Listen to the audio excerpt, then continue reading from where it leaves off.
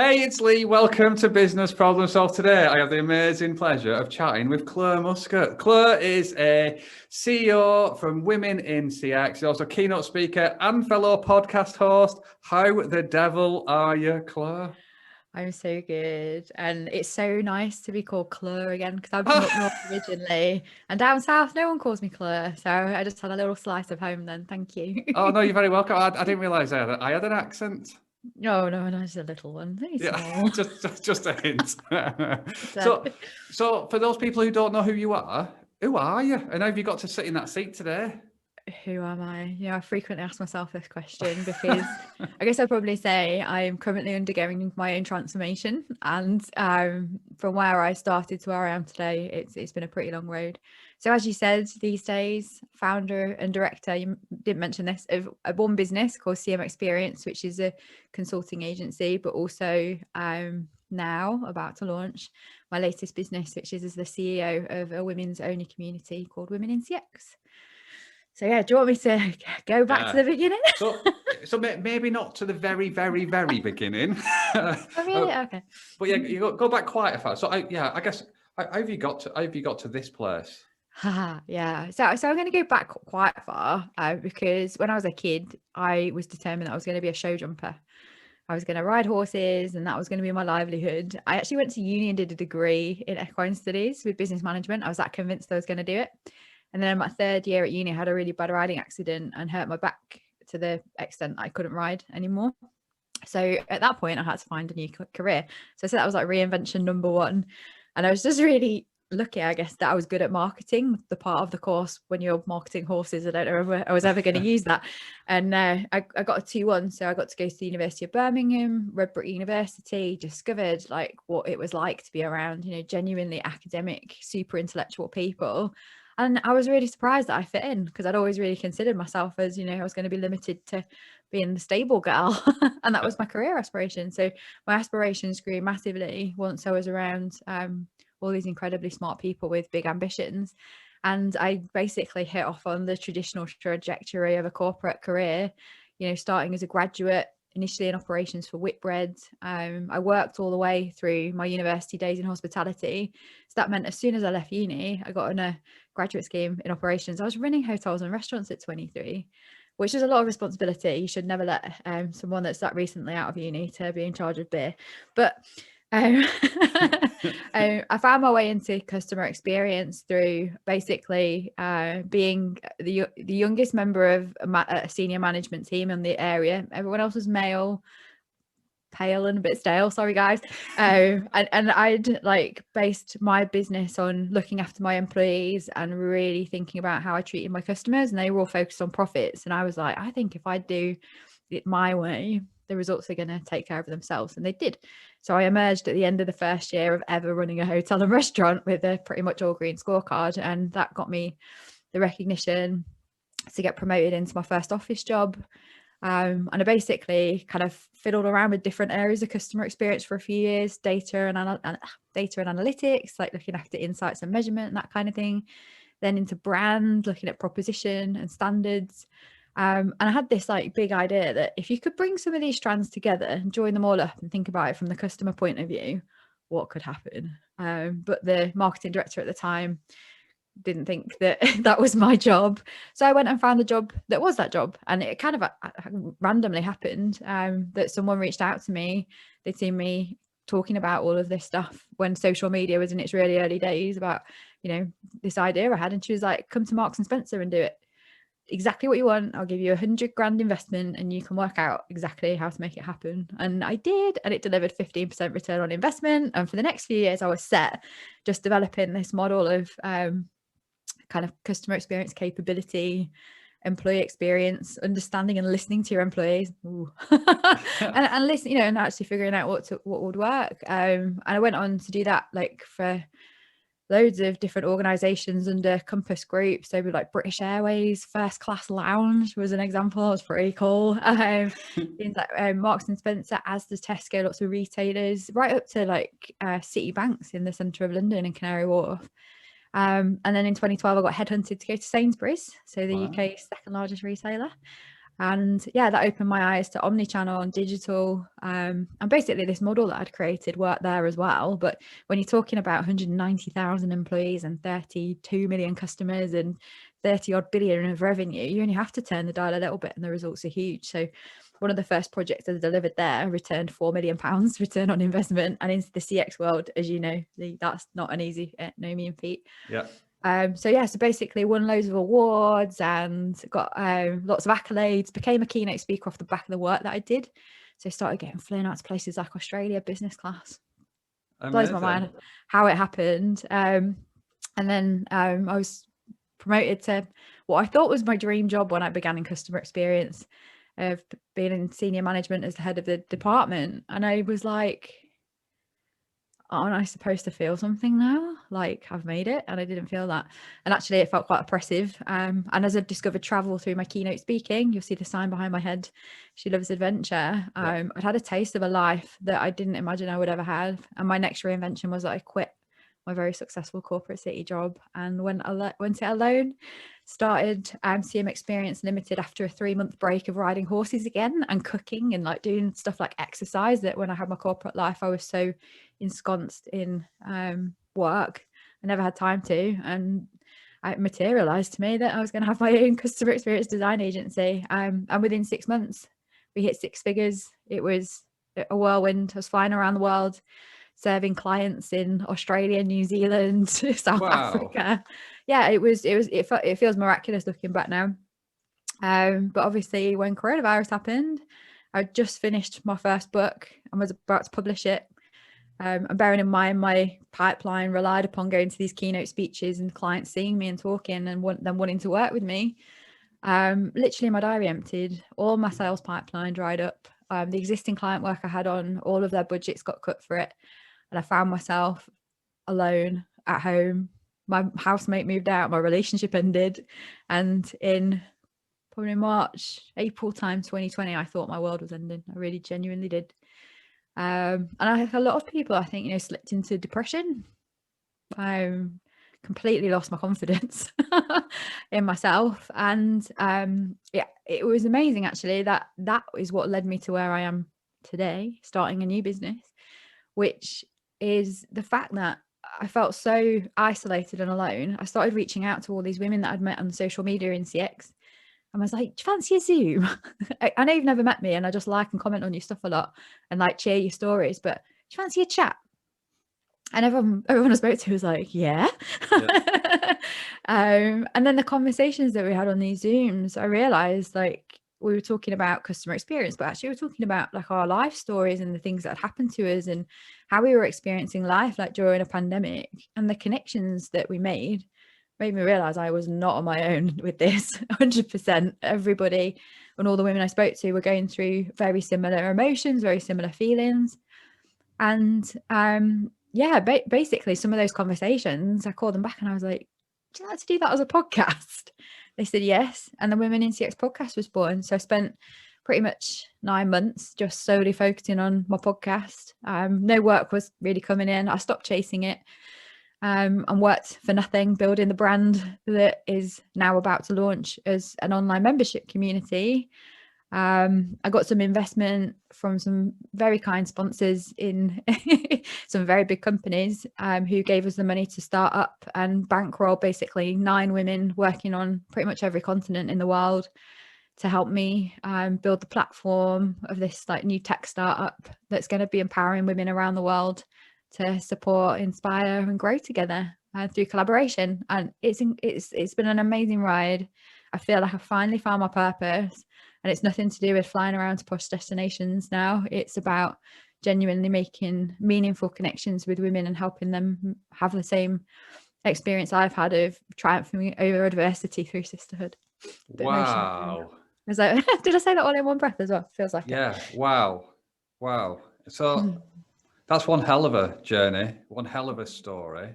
And a lot of people, I imagine, can relate to that for a whole host of different reasons. And when you tell that, you feel it as you're telling it as well, don't you? One thing I want to say, and I don't want, I'm not trying to detract from the story. I'm going to get into that in a second. Why do you say book and not book if you're from up north? Do you know what? It's really funny. I don't know when I lost it. So I've lived down south since 2010. I lived in the Midlands for a while, so I think it started to wear off. But I found myself saying glass when I moved to London. Wow. That's what everyone else said. And it just kind of disappeared. So book, cook, glass, path. But I still say grass. Got you. So you're semi-posh then, semi-posh. Well, I know, but I never used to be, honestly. I was like born in Liverpool and then raised in Cheshire. So I had like this kind of mixed scally Scouse accent growing up. And I guess when you move around a lot, it just leaves you. It does. So, I mean, you've got an amazing story there from the horses through your journey back on horses, and then to what you're. You got back on the horse, and metaphorically and physically, you got back on the horse, didn't you? A number of times through your story. What kept you going? Do you know what? It's really hard to put my finger on it, but each time like I lost or felt like I lost something big, it showed me that there was so much room for growth, but what I had to do was really work on myself through each of those times. And each time it was like a layer of the onion came off in terms of knowing myself and connecting with my purpose, my why, the real me. And I think when you're conditioned in a corporate environment, you get kind of to the point where you believe actually that's all you are, your job title and the seniority, the zeros on a paycheck. I don't know how it happens, but I think for a lot of women, we attach our identities to that. So in times of kind of crisis, an identity crisis, it was always about kind of like going within, reaching out for help, getting the support I needed to do that next stage of growth. And I can't honestly say any of those things that happened to me were really ever bad, because each time, I mean, maybe it will happen again, I don't know, I found a new level of strength and resilience. But 2020 I think was the worst one for me, because I'd gone through that kind of losing everything and starting again and having that huge success, but little I'd realized I'd done it all over again, because I'd then identified as this really successful woman who could build a six-figure business in 6 months, who flew around the world. And then when I didn't have that again, it was like, remember, it isn't about that, it's about your relationship with yourself and how you feel inside. So when you talk about your relationship with yourself, because I'm a big advocate of always being yourself for a whole host of reasons. I don't want to talk about me. This is all about you. But 2 years ago, 2 years ago, I lost my best mate, and I had an amazing opportunity to talk with him in the leading up to his passing about what 3 things are the most important things to him in his life when he's reflecting on his life. And he was 39. It was cancer that got him. And I'm so grateful to have had the opportunity to chat with him. And he said to me, he said, lesson 1, he said, when he was splitting up with his ex-partner, he said that he tried to be somebody that he thought she wanted him to be, and didn't make him happy, didn't make her happy. And he says, always be yourself, no matter what, just always be yourself. And for the last 2 years, I've been trying to understand what that means to me. And it's about, for me now, this is about me understanding how important my thoughts are that manifest themselves in the outside world, however that be. And your thoughts drive your behavior and your feelings and things. But to you, to overcome the adversity and the journey that you've been, what does finding yourself mean to you? And if somebody is in that, like that place where they need to find themselves, how do they do it? So I suppose it's saying, like, for anyone out there who is feeling like they're fundamentally unhappy, and there might not be anything wrong in your situation, like there wasn't for me, I had everything on paper, but just something not sitting right, or a lot of women that I talk to, similar feeling of, the awful boss, but you keep going to work every day and you're trying and giving it your damnedest in the hope that things will change. I think for me, the first thing is about being true to yourself and being able to be brave enough to step away from that, and actually believing that there's a better situation. You might not know what it is yet, and it might be difficult until you find your way through, but not staying there. Similarly with relationships, I think I experienced domestic violence a long time ago, and I stayed there for 5 years. And I think for women, it's, we think better the devil we know than the devil we don't. And I know for women who have children, I don't, and long-term partners, that kind of risk of upheaval to find yourself is very off-putting. And for me, it came in many forms. It was forced change in ways. Some ways, like the horse riding, I couldn't do that anymore. So what was it going to do? An enforced, perceptively bad situation that enabled me to discover I was actually really, really smart. And I could go to a red brick university and do really well. I didn't know that. And if that hadn't happened to me, it wouldn't have. So I think there's kind of that mindset of seeing what comes your way, that it might feel bad right now, but as an opportunity to grow. When you say about what does finding yourself mean, I kind of accidentally found myself on the occasions when I traveled solo. So I had no idea. I didn't go looking to find myself, but the experience of traveling in foreign countries on my own, I'd never been anywhere, by myself really. Not these aren't little holidays. This was like backpacking around Vietnam and Cambodia, and getting on the bullet train in Japan and not being able to read the signs and stuff. It was finding out how capable I actually was, and far more resilient and able than I ever gave myself credit for. So it wasn't like I went on this voyage of discovery to find myself. It kind of happened.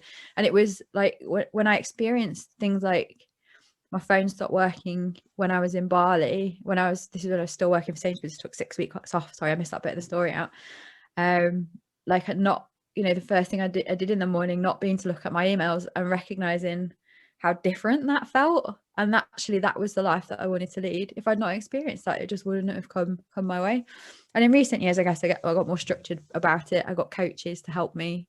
I work with a wonderful woman called Veronica Owusu. You might know her from LinkedIn.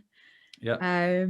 I think finding teachers in a way that can help you to unfurl those final layers, to fling off like that cloak of whatever you think you're supposed to be doing.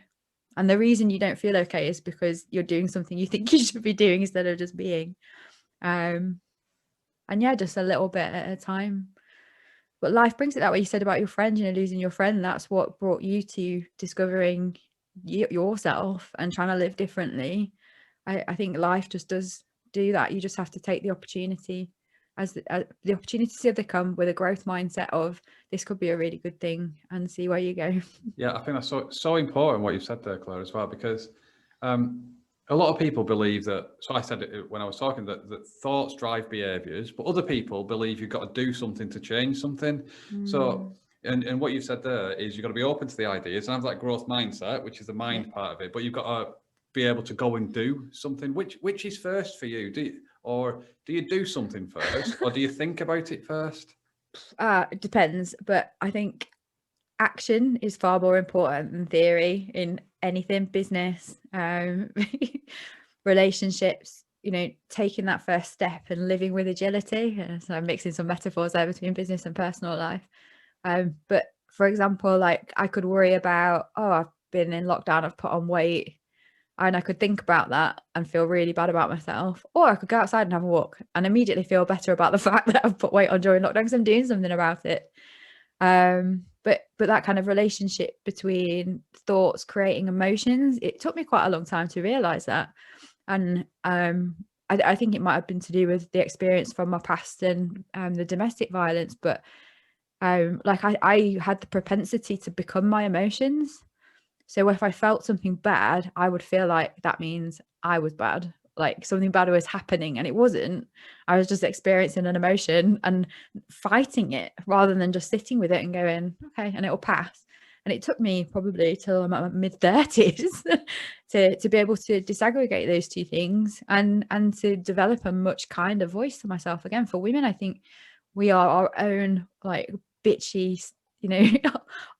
horrible friends to ourselves sometimes. And for me, that was another thing I had to really work on, was developing self-compassion. I've got so much compassion for the rest of the world, for animals, for friends, for other women, but I realized I didn't really have that much for myself, and I'd be the first person to beat myself up if it didn't go perfectly. And yeah, and that's a good point actually. My perfectionism that I had in my younger days, in my corporate days, like I had to completely get rid of that. And it's a bit, it appears sometimes done is better than perfect. So, you know, take the step, live with agility, you know, just get something out there, you know, write that blog, write that post, send that email, call that friend, organize that Zoom. You know, like I did, I felt lonely and isolated. Do you fancy a chat to someone I hardly knew? And look where it led me. I think that's the power. Yeah, no, I agree with you. And I think when you were telling your story and you said you reached out and you spoke to some amazing people that are now on this journey with you, and you found your purpose and your reason why. And were you searching for your reason and your why at that point in time? And you also said, in fact, actually, so this is a multi-part question. Oh gosh. Yeah, I know. I'm not that smart. I know I said I was smart earlier, but I'm not that smart to handle multi-part questions. And it's only a multi-part question because I always forget the first question I've asked before I ask the second one. So it just puts the onus on yourself. Okay. So as a fellow podcaster, I know that too. So you said that you were peeling the onion back and getting to going deeper and going deeper. Yeah. And then lockdown hit and you were reaching out to other women in your space, in the CX space, and then finding there were commonalities and things. Did you lose your purpose and lose your reason before that, and then you found it again? Or do you feel that you're just on this journey to get to it? Does that make any sense? It does. So I felt like I lost my purpose when I was in corporate, for sure. But when I left corporate and started my own business, I worked with a coach and they helped me identify my values. And I think values and purpose are very closely related.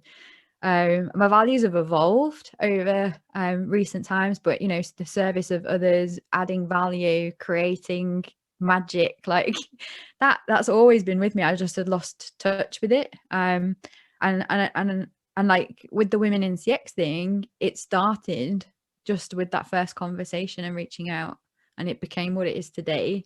But it was the feeling I got when I connected with those women with real talk conversations, fully, you know, not hiding anything, not being anything. You know, as a keynote speaker, sometimes you fall into that trap of, you know, you have to present yourself as, you know, your persona and like be funny. And well, I got quite a lot of celebrity with my career, and the people like put me on a pedestal, and I felt like I had to live up to that. So with these women and those conversations, it was just like, look, I'm right down here right now. I know you thought I was some kind of rock star, but I'm a woman who's going through a really difficult time and just like feels like she's about to lose everything. Help me. Yeah. And the feeling I got of that vulnerability, stepping into that vulnerability, not running away from it, leaning into it. It felt amazing. And that's where it began, and that's my purpose has evolved to do more of that and to help more women do that, because I feel the power of it. And when women do that together, magical things happen. Yeah. So what's it like being a woman in CX? What's it like being a woman in CX? Probably like being a man in CX, but with boobs.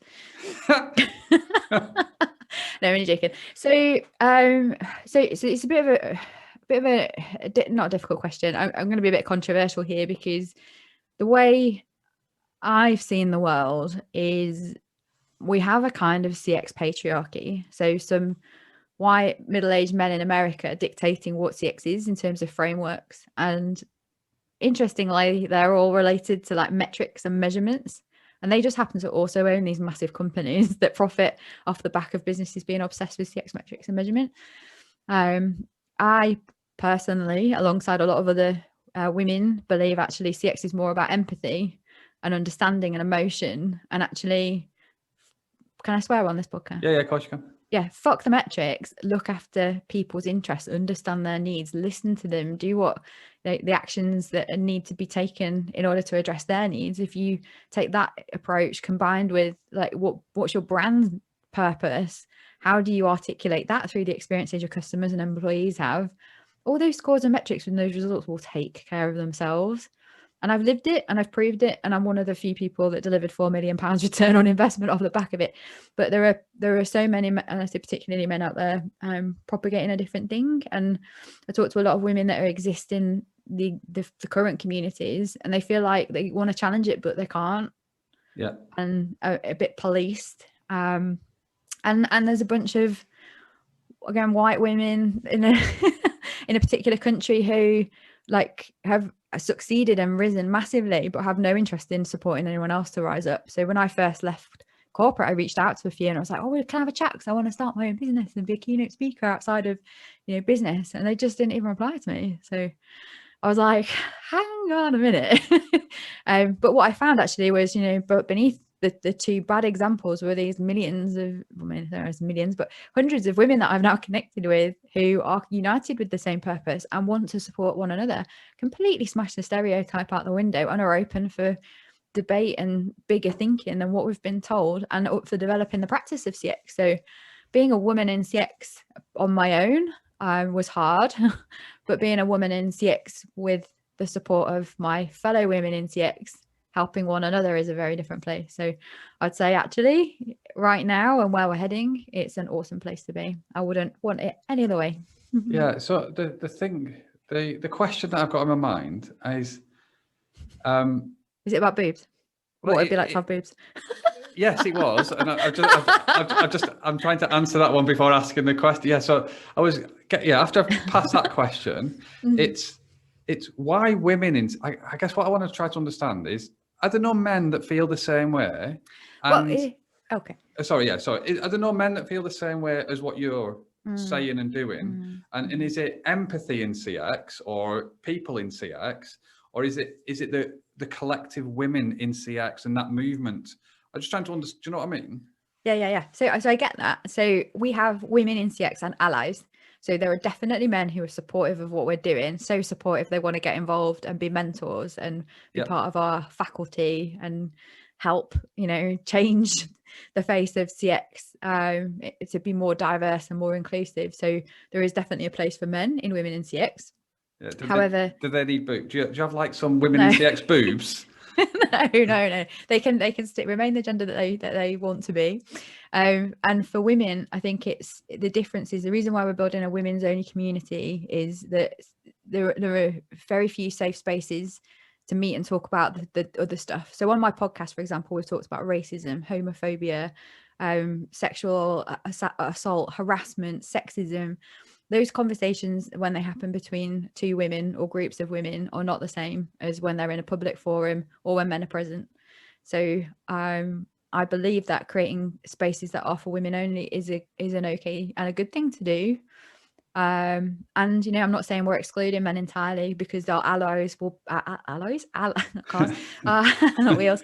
Our allies will be there alongside us, but they won't be in the social network. So if you can imagine LinkedIn, but without trolls, guys hitting on you, and everybody greeting you with positivity and kindness, because that's our community guidelines. That's the experience we're creating within our new social network platform. And then the ability to attend events, and we're going to listen to the community and learn as we go what they need, you know, along the way. And bring in TED thought leadership, TED style talks about CX and other areas. I had a conversation with a woman who works for a UN NGO this morning to come in and talk about, you know, raise awareness of violence against women in wartime. You know, you know, there's safe spaces for women where we can discuss those things and explore the intersections of our feminism. And when I say women, I mean anyone who identifies as female, by the way. So women with an X. Yeah, gotcha. No, thank you for that. And what's your vision or dream for it? So where do you see it going, or where would you like it to be? You're not the first person that's asked me this, and I really don't know, because at the moment I've just worked out that I need 200 members paying £50 a month in order to sustain this, to wash its face, as in to pay for the community managers and to pay speakers to come in. We've got some really lofty goals in terms of creating scholarships for women from minorities and socioeconomically deprived backgrounds, and to do mentor matching. We've got the goal of investing all of our profits back into charities that women that fund those, you know, women's rights issues that we will probably never touch other than raise awareness for. But I can't think that far ahead. I've had investors approach me already to ask to buy this outright, to take 30% at this stage, even though we haven't even launched. So it feels like there's huge potential there. I think for me, I just have to keep focused on now, being in the present and creating something that people really want to be part of. And until we're flooded with members trying to get in and on the waiting list, I don't think it's my anywhere beyond that in terms of a strategic plan. Right now it's just about creating awesome, enabling, using our platform to raise the voices of women that need to be heard, and creating those spaces for us to collaborate together. Gotcha. And what's your plan for Might seem short-sighted, I don't know. No, not at all. Because I think that's really, I think it's really important, because I think if you focus on the now, then you can make sure that is as impactful and gets the movement going as much as possible. If you're focusing too much into the future, then that's not going to happen, is it? I think you've got to be in the present, and you've got to engage the right people, understand what they need, and take everybody with you, or else it's a short-term vision, isn't it? Because it's just you and the few people that are setting it up, or the army of people that are setting it up, that are defining that. It's with agility. So we're going to learn as we get members in, if they're aligned with our purpose and our values and want to be part of this bigger, higher purpose that we're trying to serve in the long term, they're the people that will help to I suppose financially keep us going to be able to achieve that. So I guess they've got to be bought into the dream of the future, but then it's up to us to deliver really high value content, events, those spaces that we talked about, be asking the right questions, putting the right polls up to enable people to connect together. We've built the right platform to do it, but kind of beyond that, like what's the point of thinking ahead? Because we're going to learn in that first month of being open with our first month of content that we thought based on research and insight is the right thing, but we're going to ask them, what do you want next? How did that feel? Do you want more of this, or would you like something else? And I think having the flexibility and the agility of not being wedded to an idea and a plan means that you can be completely responsive to the needs of your users. So I think I don't know if I'd articulated that even to my team before, but at the moment, when the gates open, I imagine people running in, the doors open, we're looking for like-minded women who want to be part of the long-term journey to that higher purpose. And and when do the doors open? So, and because I think this podcast is going to go out around the same time as when the doors are opening. International Women's Day, March the 8th, 2021. A very important day. So we're doing a launch event that we're inviting people to as of next week, actually, which will be a month ago by the time we publish this podcast. But we're inviting them to a taster event. So we're going to do like a little bit of, this is who we are and this is what we're about. Is that interesting to you? But then we're actually going to set up an experience of what it will be like to attend one of our community events, and get them to go off into rooms and discuss issues and make connections together and come back and share with the group. So love it from day one. So I guess if people want to know more about you, I'm not wrapping up now, but I think it's an important point. Don't worry. I'm letting you off the hook. We're not doing that. I'm not ending it yet. More questions I've got to ask. But if people wanted to know more about how they could join, where they could go, what they could do, what they'll find, what would they do, and where would they go? Yeah, so a nice entry point might be the podcast. So on any podcast platform, just search Inspiring Women in CX and you'll find us on every platform and 2 series of podcasts. In terms of joining, if you head to womenincx.community, that's our website. There's a landing page there. You can access all of our blogs and podcast episodes there too, but it's also got the form to fill in to get invited to join the waiting list for membership. And LinkedIn, actually, I'm always on LinkedIn and Instagram, the CX Nomad, Women in CX, Clare Muscutt. If any of those, you'll find me. And now on Clubhouse as well. And now on Clubhouse as well, which is where we met. I can't believe we haven't told our little how we met story. I know. Are we finding Clubhouse? I have a love-hate relationship with Clubhouse, and I did a presentation, like a talk about it the other day, because I was saying like it's got potential to be incredible, because you get that real talk that I'm talking about that I love. You get to see people for who they are, and there's the opportunity to really build like your own personal brand and people knowing you, liking you and trusting you. So when I'm in rooms with people who are on that path, the same, kind of route as me, and they believe in that kind of thing, it's brilliant. And I meet people like you, and you offer to come and have me on your podcast and for me to share my story and promote women in CX. Amazing. But then there's this other side to it, which shows all these gurus basically talking absolute bullshit and Yeah. reeling people into their coaching programs for like really high costs. And like I'd been told to follow people like Grant Cardone, and like the stuff that started appearing in my feed and the conversations I was getting invited to, I was just like, unfollow, because clearly there's a type of thinking and behavior that goes with that, which is all like kind of money, and I'm all purpose. Yeah. He's there. Yeah, and me, like going into a room and having a laugh with the laughter man, like that was awesome. And I just strolled across that because I was listening to Clubhouse on the way to see my horse. Yeah, I have a horse again now. And yeah, I had a really difficult morning, and you were just saying come and celebrate and commiserate, and here we are today. Another one of those sliding door moments. Completely. What's your horse called? Buster. Buster. Big King Buster. Yeah, he's massive. He's 17.3 of Irish sports horse for any horsey fans out there.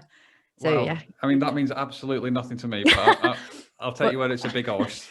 Yeah, well, put it into context. I'm 5'6", which is probably about average height for a woman, and his shoulders are about that much higher than me when I'm standing up. Oh wow! Yeah, and he weighs about a ton.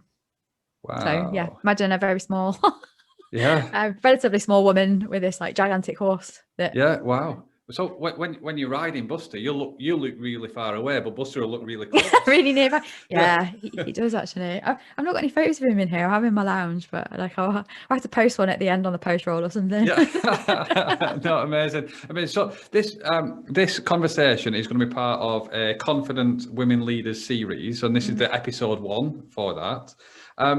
What do you think makes a confident women leader or woman leader? Yeah, and this is funny because I'd say like almost every woman I've spoken to suffers with some level of imposter syndrome. So there's real confidence and there's fake confidence, and the fake confidence is probably the flashy people that you see on Instagram who are very skinny and look very nice, but if you met them on Clubhouse you would see a different side. And then there's like genuine kind of shines from the inside out confidence that I think can only come from being truly happy with yourself and at peace with yourself and loving yourself. And I think for me personally, I had a lot of shit happen to me that knocked my confidence when I was young. And then these kind of moments in my career, I would stand on stage as a keynote speaker in front of thousands of people, but sometimes I'd come home and not be able to have a conversation with a guy like on a date because it just felt too awkward. So I think real confidence is just about being able to go, I am who I am, I love who I am, and I accept that person with all of their little weirdnesses and mistakes, and I don't have to be perfect. And when I meet women who have really got that down, like it's like a light shines and they smile, and they may be not conventionally beautiful like the women on Instagram, but they are so much more beautiful because you can feel who they are, not just see it. So I'd say like kind of like think about what confidence really means. If you're imagining it's being able to do brave things, or like have job titles like I had, or like keynote speaking. I wasn't brave back then. I wasn't confident really back then. I haven't discovered that until much more recently, and it's a lot less flashy, it's a lot less showy, and it isn't like bossiness, like arrogance. I think sometimes gets confused with confidence, like, oh, how did she ask that? I think it's about boundaries, having clear, good, healthy boundaries, being able to say no to what you don't want because you know what you want and you're worth what you want. And believe me, I am not all the way on my journey. I've still got days where I think, God, I can't go on camera, I can't like go on that podcast, I'm going to completely mess this up. But as I said earlier in the podcast, developing that voice of saying, you're okay, you're going to be fine, you've got this, isn't something that someone else can tell you. It's something that really does come from within. And if anyone's thinking, oh, look at her, she seems really confident, just trust me, sister, we all have the same emotions, feelings, and some days don't feel confident at all. Completely. I think what you've said there, something popped into my head. It's like you being more comfortable looking in the mirror than looking out of the window. And I think that's the phrase that came into my head when you were talking about that's, you've got to be really comfortable with who you see and the reflection that you get back in the mirror. as opposed to be more comfortable looking out of the window at everybody else. Yeah, and it's weird that you say that, because I used to, I don't know why, it's probably a bit deep for this podcast, but I used to worry about looking inside because I didn't know what I was going to find, and I was petrified of it. And it was only through doing the work with a really, awesome coach that helped me get there. And I looked inside, and now I've got my happy place. And it's actually this really beautiful cave, and it's got like a river running through it, and this huge waterfall, and there's just sparkles everywhere. But I think for a lot of women, like, you don't get the help to get over trauma that might have created that feeling in the first place, or experiences from your past that made you feel like you weren't worthy. And for anyone listening who's experienced that, feel free to reach out to me anytime, because it's really hard. Yeah, no, I think you're dead right there as well, because I think it's really a lot of people. So we said before we hit record that, and the reason why I wanted to do the Confident Women Leaders conversation is because 70% of the people that attend my courses are female, and it's really difficult to ask yourself the questions and give yourself an honest answer. I think it's always easier to have somebody else ask you the question, because they won't stop and ask you the next question until the time's right. Does that make sense? Yeah. I think like coaching is a wonderful thing. And there's like, for me, I've had a combination, like coaching, which is find out the answer for yourself, but I'll ask you the right question so you find it. Mentoring, I've been where you are before, and I can see myself in you, and I can help you with my experience. There's also therapy, which I think kind of stands over there. So for like deeper issues that relate back to formative times, like a coach or a mentor can't fix that for you. You need a qualified therapist. And I find other coaches in other ways. Like I had a personal trainer, amazing for like fitness and nutrition. Like none of these people are gurus or presenting themselves as knowing all the answers. They've got a set of skills, patience, and the kind of attitude that wants to nurture you. And you probably can't do it all by yourself. No, and friends. Friends, like as in like, I was talking about this community of women that I now find myself surrounded by, loving, caring, compassionate people who feel genuine empathy for one another. When you surround yourself with people like that, it reflects off you too, and you become like the 6 people you surround yourself with. So that'd be the other thing I'd say. If you're not feeling confident, take a look around you. How are you being treated? What's your boss like? What's your partner like? How do your friends treat you? Because I think sometimes the reason our confidence is low is actually to do with the situation we find ourselves in. Yeah, I agree entirely. So I didn't say this before, but I said about Chrissy's 3 lessons, and the first one was always be yourself. The second one was make good friends, because you never know when you're going to need them, and that's what he said as he was lying on his bed.